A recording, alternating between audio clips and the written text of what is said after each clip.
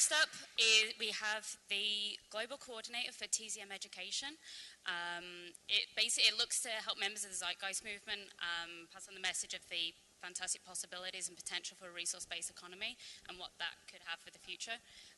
He goes into schools. So far he's been into 4 schools and been invited back to all of them, which is pretty good, as well as 1 university, and he has future dates booked. So before we go any further, I'd just like to introduce James Phillips.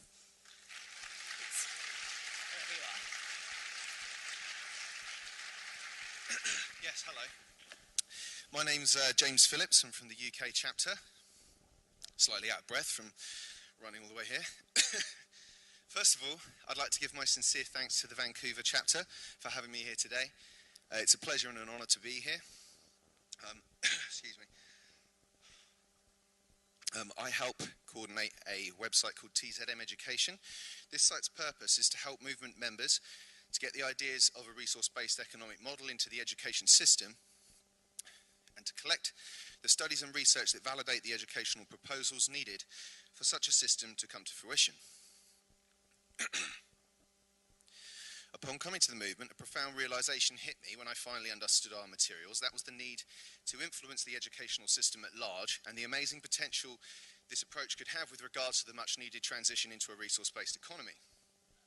The reason for this is twofold. The first is that schools house people with less culturally indoctrinated mindsets. Mindsets that are more willing to take on new ideas. Cheers.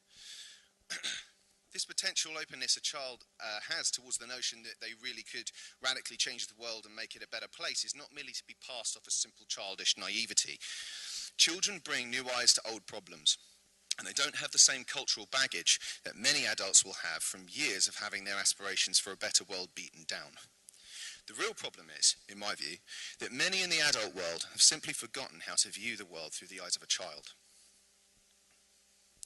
Wouldn't the definition of naivety, immaturity, selfishness and irresponsibility be to think that you can have infinite growth on a finite planet? After all, this is what the adult world says makes sense, right? Then we have the audacity to lecture kids on how to behave. It's high time the adult world took a moment to pause and reflect on how they used to view the world when they were a child, and they'll quickly see it for what it is, a playground. And guess what? Playgrounds have to be looked after, otherwise playtime is over. And the second is that the educational system controls society and how it operates. Therefore, it's not really that surprising that most schools in this system are there largely to establish fixed habits of response to authority. They are the engine room for the creation of the mindset needed to fuel the system in which they exist. As I will point out in part 1 of this presentation, our current system of coercive compulsory education's intrinsic design features reinforce obedience, docility, and act largely as a cookie-cutting plant to pump out an obedient population of work slaves ready for the marketplace. Through the use of coercion to create conformity to the prevailing status quo, the current educational system preserves itself largely by stifling independent, critical thinking skills. This is expected when you understand that culture reflects education and education reflects culture. They have to for the system to function at all. And in part 2, we'll take a look at some of the potential educational perspectives that could help bring about the much needed transition into a resource-based economy. Part 1, the history of coercive education. In pre-literate societies, education was achieved orally and through observation and imitation. The young learned informally from their parents, extended family and grandparents. And at the later stages of life, they received instruction of a more formal nature imparted by people not necessarily related in the context of initiation, religion, or ritual.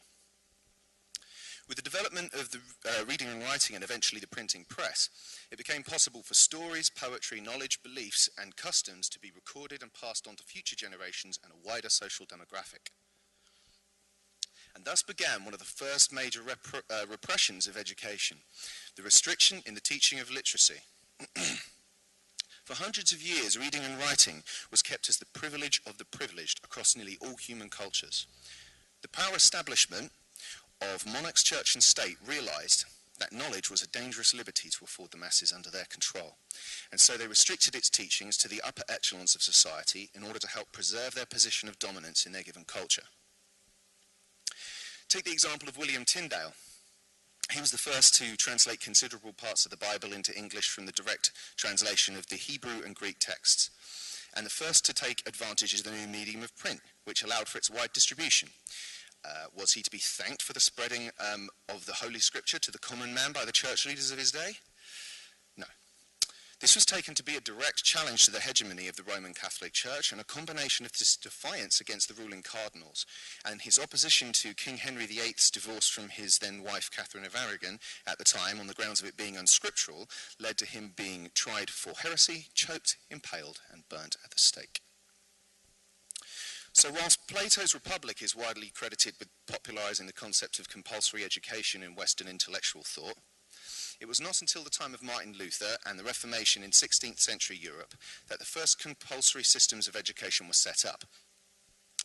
The aims of this were, in the words of John Knox, a leading Protestant clergyman at the time, to instill the virtuous education and godly upbringing in the youth of the realm. This was an early sign of the recognition on the part of a given culture's elite to educate the children of that society towards preserving their interests. From here, the journey to the importance we now place on a universal compulsory education for all has been arrived at through a variety of different twists and turns in cultures around the world, ranging from the desire of the church to permeate society with its teachings, to the economic demand for apprentices in varying industries and professions. The current system of state-prescribed education up to 16 years of age is actually a rather recent development, with many of our current educational approaches being born out of the economic, technological, and philosophical era of the Enlightenment and the Industrial Revolution. Due to the advocation of the absence of government involvement in the running and regulating of the capitalist structure of the day, there were little or no regulations imposed upon factory policies. This allowed the wealthy upper and middle class owners to pursue whichever path was most profitable for them, regardless of the well-being of their workers. Since workers, especially women and children, were labouring for anything up to 18 hours a day, there was very little family contact. As a result, children received very limited education, had stunted growth, and were sickly. Families often lived in slums. With little sanitation, infant mortality skyrocketed, and during the early Industrial Revolution, 50% of infants died before the age of 2. Naturally, this caused a rise in attacks, both physical, political, verbal, and cultural, against the ruling political and capitalist class structure of the day. These acts, passed in 18th and 19th century England, show a clear trend towards the rise in the living and working standards of the masses, and eventually the implementation of a state-sponsored education system. It should therefore be no surprise that the educational system that arose from this era reflected a factory-style approach towards learning. The Enlightenment view of reductionism, siphoned through the early ideals of early free market capitalism, saw humans as objects that needed to be controlled, just like the resources used for production. The educational model that has perhaps impacted modern Western schooling more than any other is that of the Prussian Empire of the early 19th century.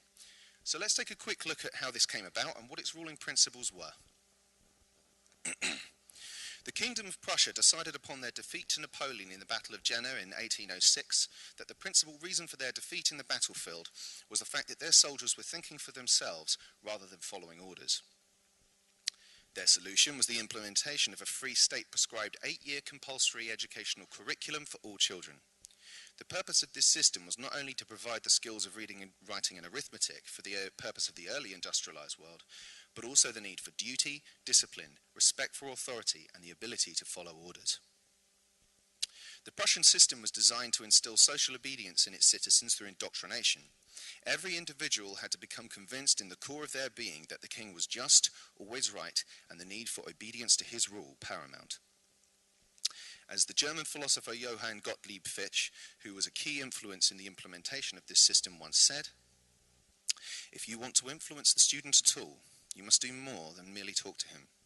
You must fashion him, and fashion him in such a way that he simply cannot will otherwise than what you wish him to will." An important part of the design of this system was for the state to prescribe what was to be learnt, when it was to be learnt, and how long to think about it. This educational system is widely renowned for the eventual rise of neo-Nazism.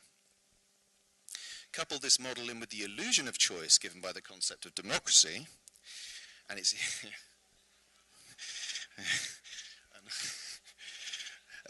And it's easy to see why we have such a docile, obedient, and subservient population today. Progress has indeed been made from the days of the cane and dunce's cap, but nonetheless, a model of state-enforced education based on working hard rather than thinking hard is still in operation structurally. It's largely based on rote learning and the memorization of facts in exchange for rewards and punishment for the dissenting pupils in the ranks if the subscribed subject matter is not adhered to. Critical thinking, problem solving, and independent thought cannot be allowed to enter its metric of value. This point is well made by author and teacher John Taylor Gatto in the book Dumbing Us Down. The very stability of our economy is threatened by any form of education that might change the nature of the human product that schools now turn out. The economy school children now live under and serve would not survive a generation of young people trained, for example, to critically think. People who are confident, independent, self-assured, and critically analytical don't make very good consumers, I'm afraid. So the first value orientation that's reinforced in our system is that of materialism.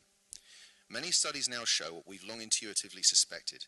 That is that past a certain point, material wealth and acquisition do not add up to us being happier. People focus more on materialistic pursuits when they feel insecure, inadequate, fearful, and anxious. Keep this in mind when we run down the design features of our current educational model, as I will point out that these tendencies are built into its design intrinsically. People actually think that they must buy things they don't need to make impressions that won't last onto people they don't know in an attempt to secure their position of worth in society.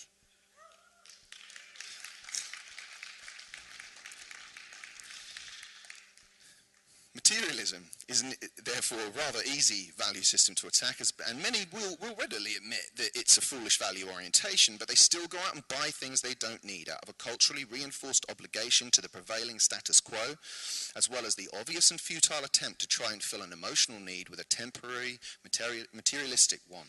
Unfortunately, this void goes unrecognized with the missing components needed to fill it. These being personal purpose, self-realization, self-esteem, belonging, and positive family and communal bonds, none of which come free with your next purchase, I'm afraid.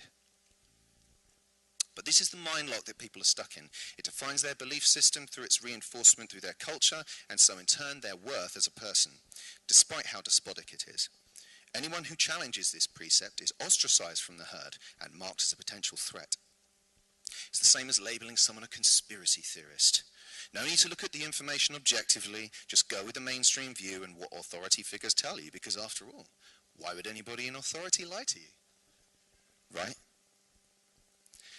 Well, because put simply, that's what they'll do in order to preserve their interests, if necessary. And this is what's being done through the current antiquated design of the school system. For example, it's said that the system is there to promote a love of learning, but upon closer inspection, it's clear to see that this is a fallacy. True learning is self-directed, meaning that it's pursued because it's something the student wants to learn intrinsically through intrigue, not due to the extrinsic motivating factors such as arbitrary grades and test scores. If it's a love of learning you are trying to foster in the young, then this system is the antithesis of that aim.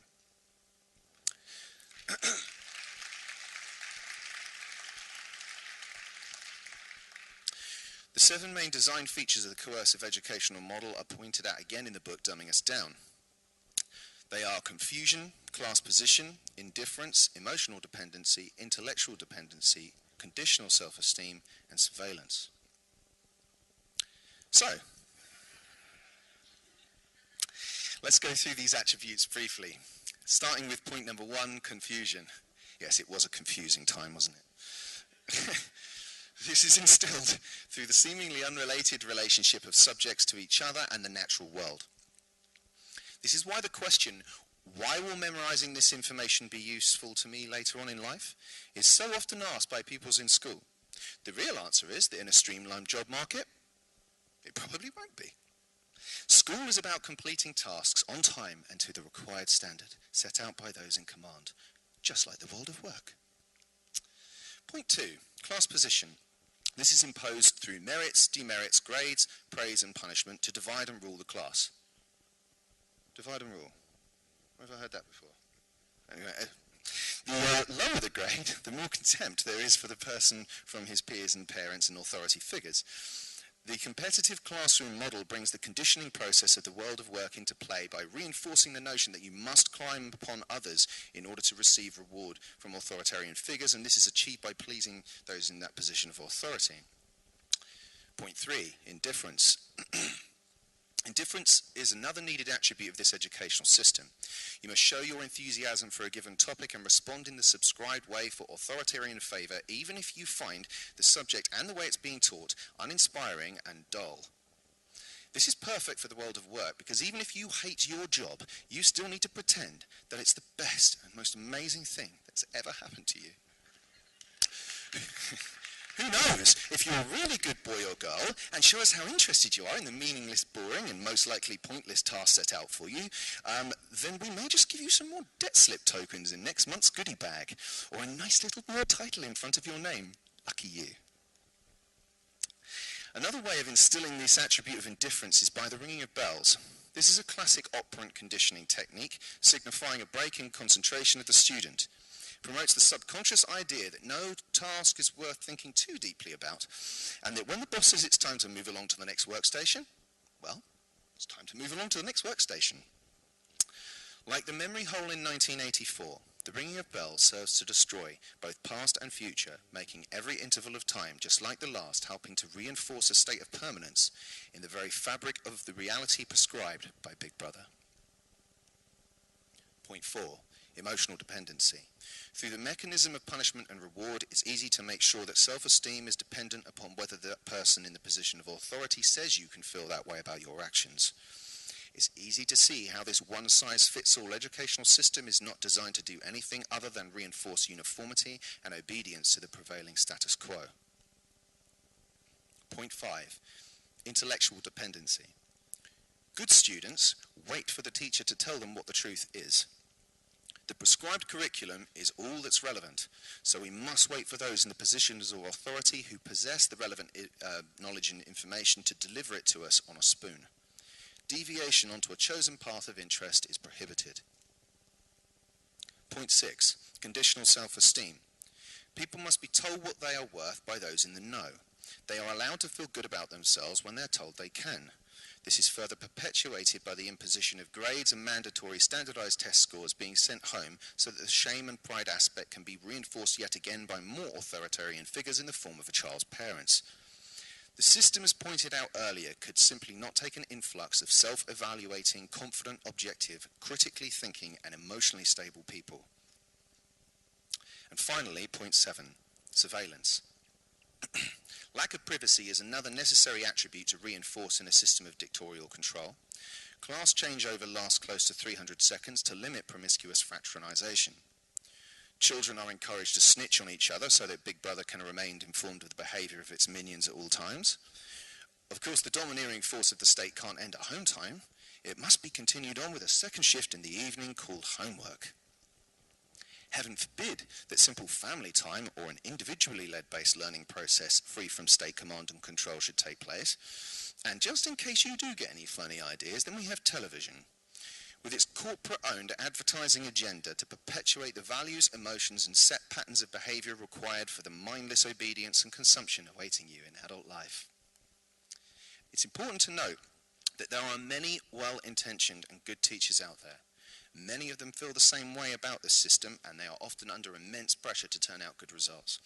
So in some ways, it's simply astonishing that there are any good-natured, fun, inspiring and vibrant teachers out there at all.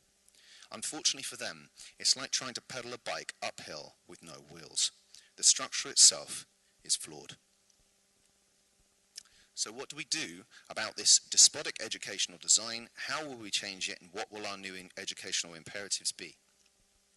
In part 2, we'll look briefly at the educational perspectives needed for a resource-based economy. This is laid out very concisely in the book The Best That Money Can't Buy by Jacques Fresco. A must-read for anyone who wishes to understand the resource-based economy and how it works. The more intelligent our children, the better our lives and the richer our culture will be. Every child using drugs and living a life without direction and purpose is damaged life that we will have to pay for in the future. It is our children who will inherit the future. With the proper information and nurturing, they will understand that Earth is a fantastic place capable of providing more than enough for the needs of everyone. The attributes of this educational model for a resource-based economy are then outlined in the same chapter, some of which are working towards regarding the world's resources as a common heritage, transcending the artificial boundaries that separate people, outgrowing political governance as a means of social management, utilizing the highest quality products for the benefit of the world's people whilst eliminating planned obsolescence, encouraging the widest range of creativity and incentive towards constructive endeavors, arriving at methodologies through careful research rather than random opinions, and providing not only the necessities of life, but also the challenges that stimulate the mind whilst emphasizing individuality rather than uniformity.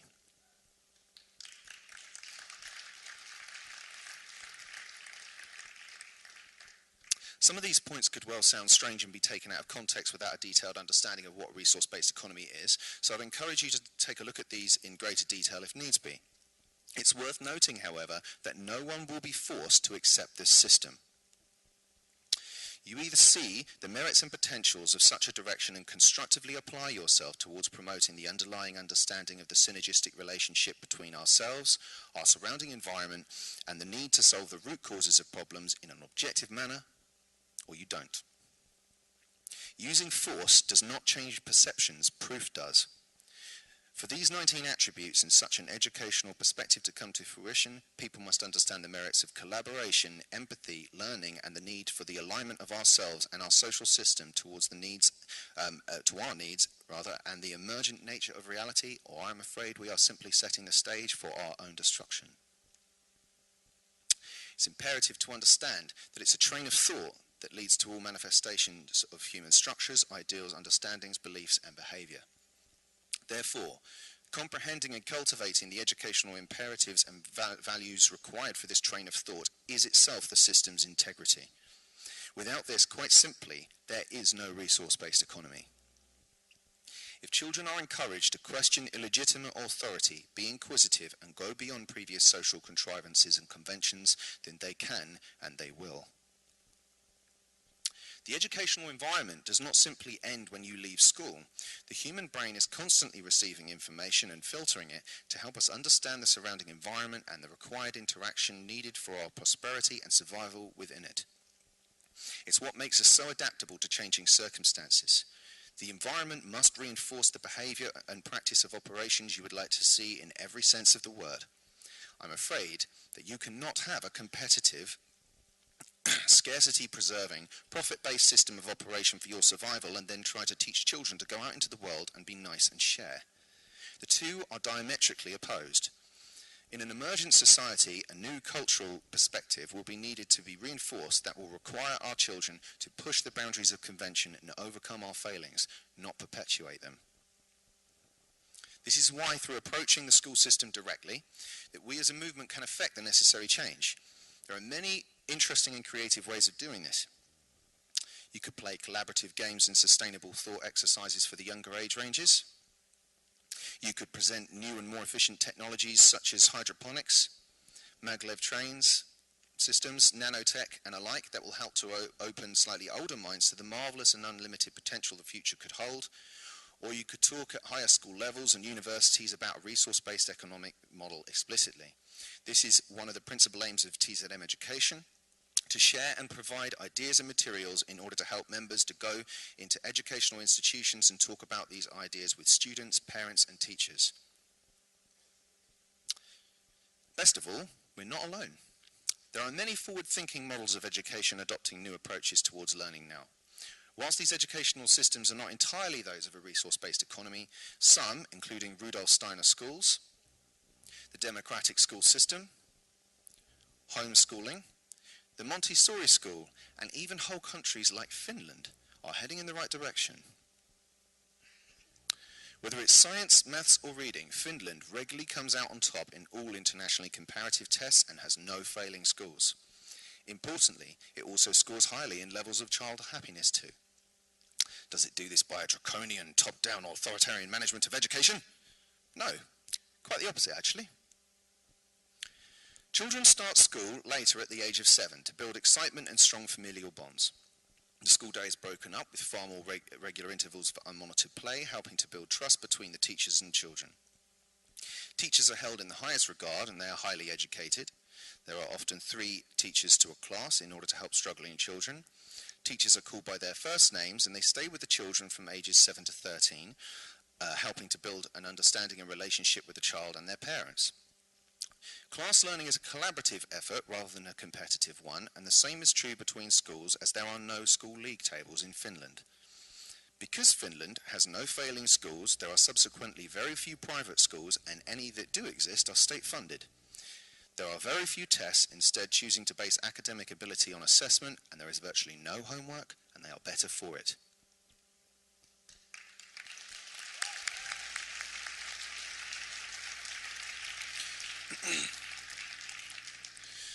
The fact that we may find this surprising only goes to show how far adrift we are in our current understanding of how to foster a true intrinsic love of learning in a child.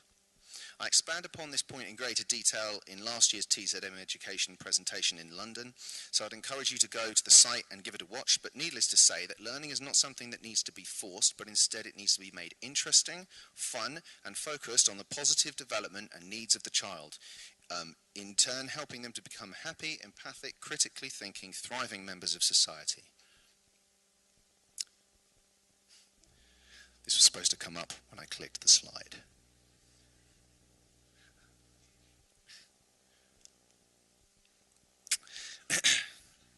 As has been stated in our materials before, personal interest must become social interest if we expect to survive in any meaningful way as a species on spaceship Earth.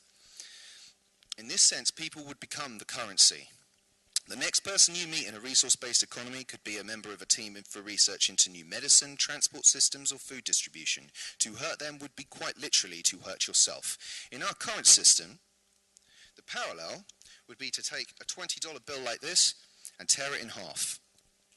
The reason you don't see that happen is because there's no reinforcement for it. The artificial monetary sequence of value is what is reinforced in our culture today, not people, and that simply has to change. The emergent nature of reality, common good for your fellow man, empathy, and the pursuit of knowledge for the betterment of humankind is the value set that must be promoted to encourage our young people to truly be the light of change they wish to see in the world. If we do nothing, nothing will happen. Don't let people tell you that you're a fool for wanting to change the world for the better. All you will do here with your brief time on this planet is change things, whether you like it or not. What you change and to what extent you change it is contingent upon your actions, not someone else's. For example, if every member of the movement went to just one school and spoke to 100 kids, then we could reach approximately 50 million young adults about to enter this system. We can do it. We're not small. We're not powerless. Don't believe the hype.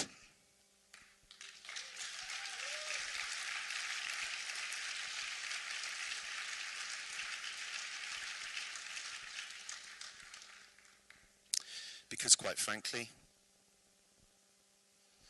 this is not the best we can do.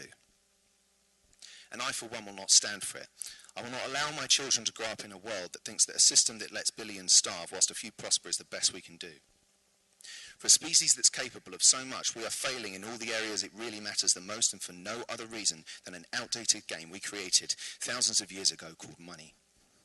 I vow that as long as there is air left in my lungs and blood running through my veins, that I will not stand by and watch whilst millions of mirror images of myself continue to suffer and die needlessly for nothing other than the false adulation of meaningless pieces of paper like this.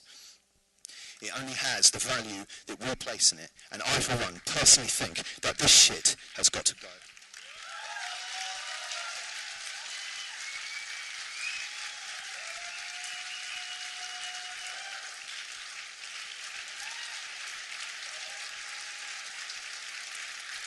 Thank you.